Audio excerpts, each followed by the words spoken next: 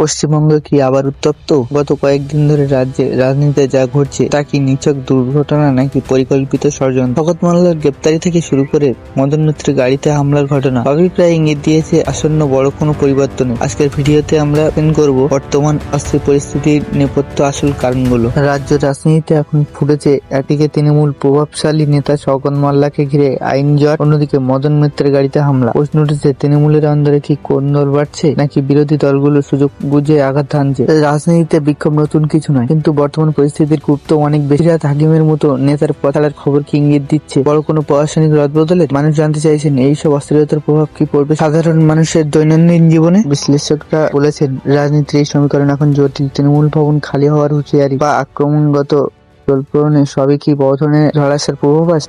রাজনীতির এই মারপ্যাচে আপনি কি মনে করেন? শওকত মোল্লার গ্রেপ্তারি কি সঠিক? মদন মিত্রের উপর আক্রমণ কি গণতন্ত্রের লজ্জা? আপনার মতামত নিজের কমেন্ট বক্সে আমাদের জানান। ভিডিওটি ভালো লাগলে বন্ধুদের সাথে শেয়ার করুন এবং এই ধরনের আপডেট পেতে আমাদের এখনই সাবস্ক্রাইব করুন। দেখা হবে পরের ভিডিওতে।